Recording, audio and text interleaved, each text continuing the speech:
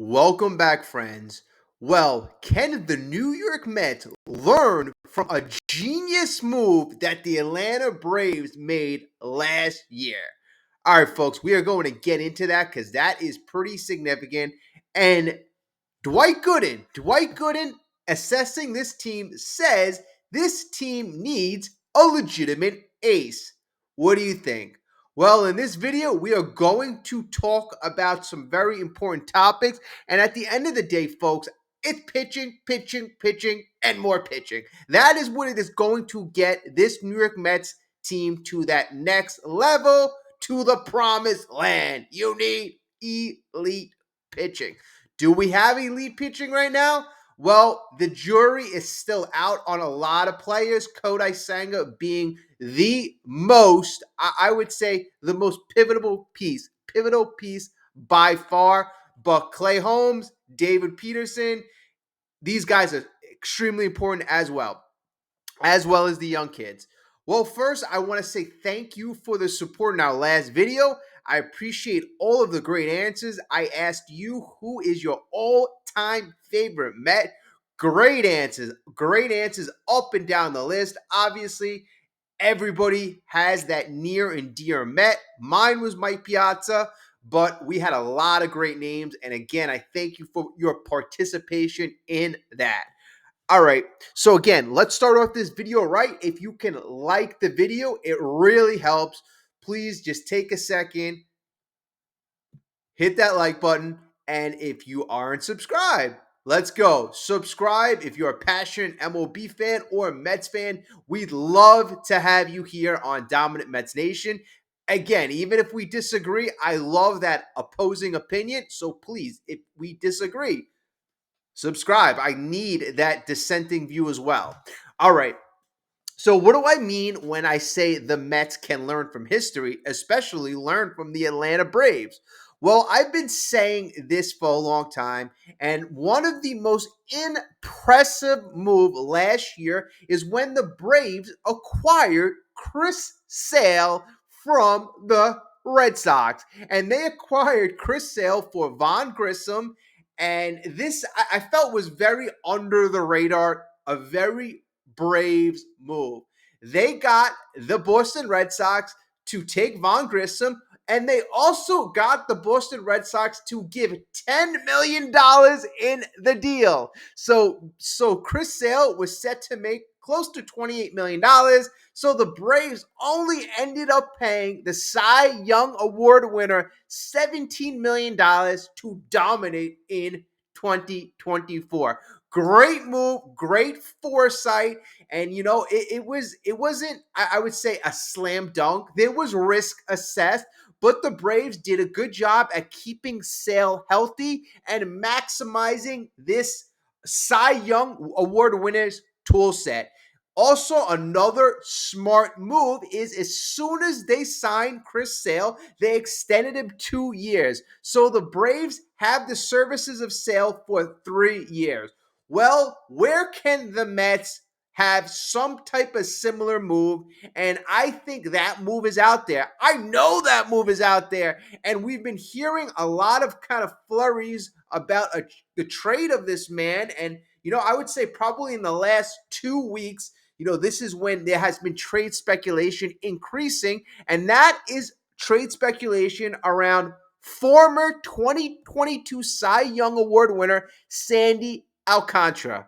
Now, Sandy, this is not a slam dunk move, but he is coming back from Tommy John surgery, and this could be that mega deal that, hey, if the Mets are a couple games above 500 or, hopefully around first place, but you know what? Like I said, the goal is not to just make the playoffs. It's not just to have a good season. David Stearns needs to have the pulse of the team. And is this a guy that you would trade for at the deadline? We're going to go over a couple factors, but I want you, while we are talking about the different components, please, I need to know your opinion. Very, very important. This guy is a difference maker. He has elite stuff. Is he where he was in 2022?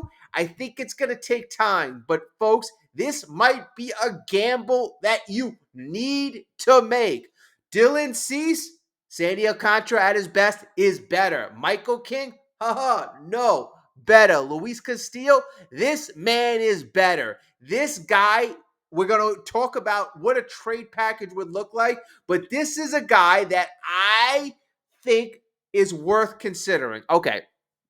So here we go. In the latest report on Hot Stove MLB Network, John Morosi discussed Alcantara's strong start this spring.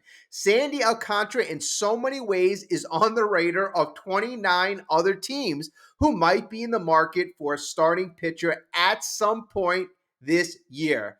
Morosi added that he doesn't believe Alcantara will be traded here in March or anytime soon. But as we know, as the trade deadline looms, this is a guy, again, as mentioned, he will be on the radar of many, many teams. In fact, John Morosi says that I expect he will be traded in July. So as the trade deadline approaches. Okay, so as mentioned, Alcantara is coming off Tommy John surgery. It caused him to miss the entire 2024 season, but after turning some impressive performances with his repaired elbow this spring, there's hope the Marlins pitcher has returned to form for 2025 season. In 2022, Alcantara became the first Marlin to win the Cy Young. He won the award unanimously. I mean, that was a phenomenal year. After posting the second lowest ERA in the NL, 2.28, over 228.2 innings, his 6 complete games marked the first time in AL-NL history that a pitcher had more complete games than every other team that season. Wow, folks. Wow. All right. So Alcantara has made adjustments headed into this season. Very important. After his third start in spring training, the righty talked about his offseason work. My pitching coach and I have been working on having a better slider. My slider has been good, but we're looking for more break. So we changed the grip a little bit, and it's giving the result I'm looking for. His slider hasn't been the only impressive pitch in the arsenal this spring. In the Grapefruit League outing, Alcantara's fastball touched 100 miles per hour twice. In his last season before surgery, he reached 100.4 miles per hour just 3 times. Folks, look at that. In 2023, he just reached 100.4 miles per hour 3 times, and he's already touching 100 miles per hour multiple times. Wow. While Morosi seems certain that Alcantara will be dealt into before the deadline, some have suggested it could happen sooner because the Marlins are rebuilding. Former All-Star and MLB analyst Harold Reynolds, and Harold is he's got some interesting takes these days, but he disagreed with Morosi, saying teams will be lined up, and a deal will happen before opening day. I think we got to pump the brakes on that. I mean, I'm assuming a team would have to blow the Marlins away, and I'm not saying that won't happen, but I would say that is more highly unlikely.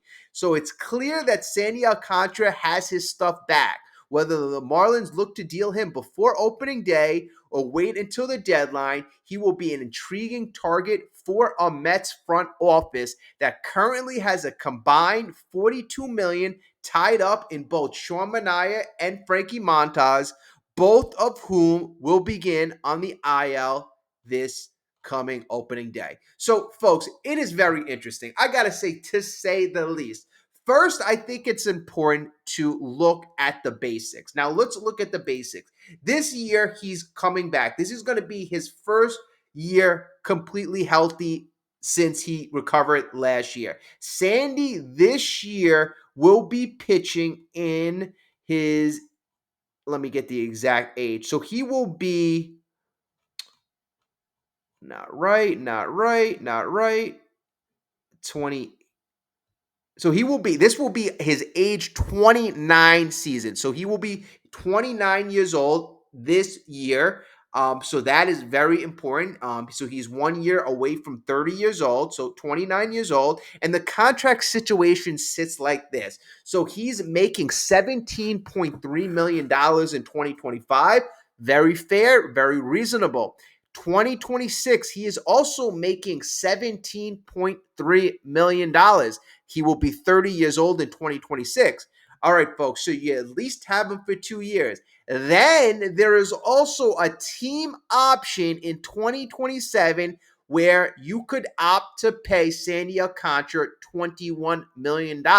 Still very, very fair. So best case scenario, you trade for him, you have him for 3 years at a very, very reasonable price. Worst case scenario, Sandy Alcantara, you trade for him. He gets hurt. You know what? You pay him not a crazy amount, $17 million, and then after 2026, he becomes a free agent. So then it becomes a 2-year contract if for some reason he doesn't do well. Well, folks, I think if you're going to achieve what the Mets want, and that is an ultimate World Series, you have to take some risk. Yes, you assess the risk from time to time, but Sandy Alcantara, I think, is worth the reward. He is the perfect prototypical David Stearns pitcher and David Stearns ace. David Stearns loves high velocity guys, but he also loves ground ball pitchers. And Sandy Alcantara is a ground ball king. Even if in his worst years, Alcantara, well, his ground ball rate always sits around 90%. And in off years, it's in the 80 percentile, which is still phenomenal, freaking phenomenal. His fastball velo is average 98 miles per hour. 98. He's got a nasty sinker, changeup, four-seamer. The slider that he used 20% of the time a couple years ago, that is the one that he's looking to get more break on. I mean, he has nasty stuff. His average changeup velocity sits close to 92 miles per hour. Folks, listen to that. His changeup is almost 92 miles per hour. His sinker is 97.6. His four-seam is 98. His slider is a 90. He's got a 90 mile per hour slider. I mean, the only thing that worries me is he kind of reminds me of Jacob deGrom. Everything is pushed to the limit. I mean, Jacob deGrom was throwing that 91, 92 mile per hour slider. Jacob deGrom's changeup was, close to 90 miles per hour at certain pitches. So, I mean, you got to make sure that if you trade for him, you're going to take care of him. Like Kodai Senga, the Mets are working to take more stress off the elbow, more stress off the shoulder. Have to do the same thing if you're going to invest in a Sandy Alcantara. I think the upside there is very intriguing, very alluring. So what I did do is I looked at what value Sandy Alcantara has. So this could potentially be a 3-year contract. So we could have him for 3 years if we acquire him. On baseball trade values, they give Sandy Alcantara a baseball trade surplus of 48.6 points. So that's about 49 points. So what would the Mets have to give to match that? So here's a trade package. The Marlins are young. It seems like they're always kind of rebuilding. But the Marlins could use a lot. They can use an outfielder. They can use multiple infielders. So here's a package. I think for an Alcantara, just be open. Just be open. That's all I ask. That's all I ask. So here's a package. I have it. Jesus Baez, 19-year-old third baseman. He's worth 16 points. Drew Gilbert is worth 12 points. So that is 28 points. And to get us up to where we need to be, you have to give up something of value. And I think it's going to take a number, one of the top 3 prospects. And that's why I'm giving up a Jet Williams. So that takes us up to 50 points. And so that actually gets us a little over Sandy Alcantara. Sandy Alcantara on baseball trade values is 48.6. And that gets us to a value of 50.2. So what do you think, folks? Would you do a trade package like that for Alcantara? Would you trade for Alcantara? Or would you alter the trade package? Would you mix and match other players? I mean, I don't have any pitching going back to Florida. I have them three decent prospects. Drew Gilbert being 25 years old. Jet Williams, he was coming off an injury. He's still got decent value. He's either valued ranked as number one or number two in our system. And Jesus Bias, he's a nice young prospect. I think, you know what? If I assess this package, I would say it's correct. I would say even you might even have to throw in another prospect here to sweeten the pot a bit. Maybe, a lower single leg guy with some upside value. You know, you're giving up two top 10. I mean, Drew Gilbert, if you view him as a top 10 player, so you're giving up three top 10 players in your system. So you are giving up value. I think if Alcantara dominates this April, this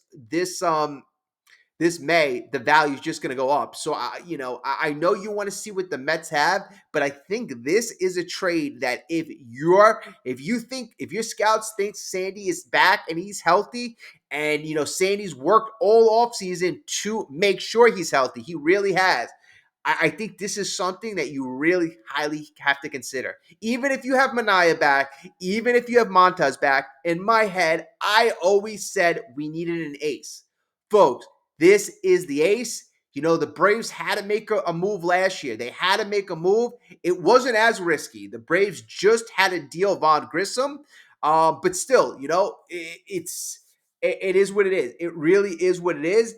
And maybe the price is not, and in my opinion, the price isn't going to be as high now as it possibly could be. Although, hey, it could be the flip side where he doesn't do good or he gets off to a rough start.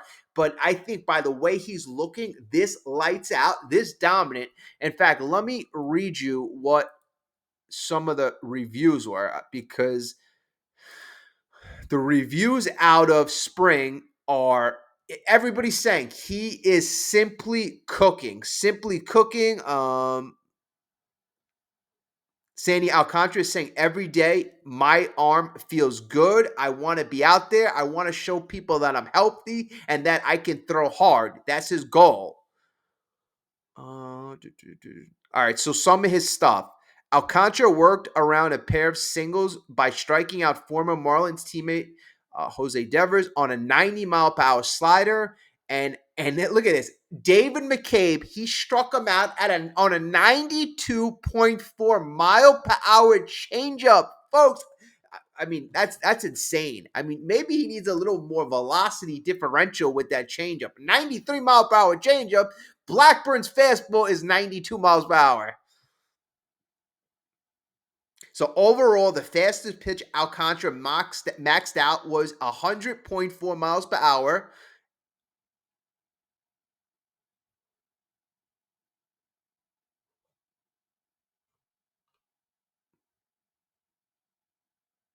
All right, so the manager said Sandy was great. Velo was especially, even in the second, ticking up there in the triple digits. He was cooking today. That was great to see. And even so, a little bit of traffic is good right now. I thought all in all, there was a very solid second outing for him. More than any result on the scoreboard or the radar gun, the main goals for Alcantara coming off a major surgery are staying healthy and building up his stamina. He will go 3 frames his next time out in 5 days.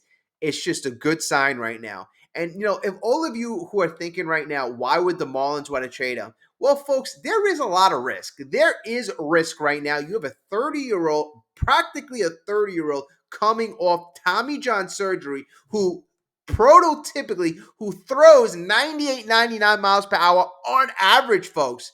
On average. I mean, you watching a guy like Jacob deGrom who has been hurt over and over again. I mean, if Sandy Alcantara gets hurt again this season, his value goes from here all the way down. So if you're the Marlins, I think that as much as you want to keep the guy, as much as you want to build around the guy, he's 30 years old. He has an injury history. You're not ready to win. I mean, the as much as you want him, it just doesn't make sense for the Marlins to keep him. It makes sense for them to, maximize his value, and I think that's why they're talking him up right now in spring training.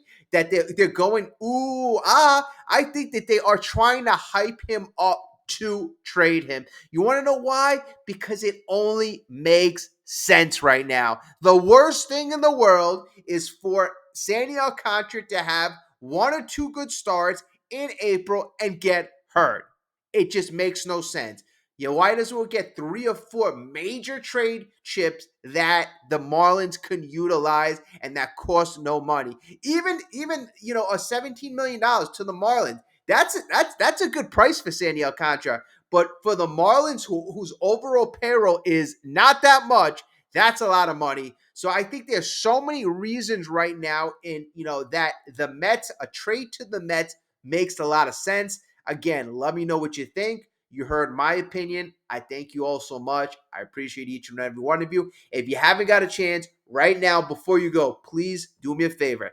Hit the like button, subscribe, and again, drop your comments. Thank you all, folks. I will speak to you very soon. Have a great night.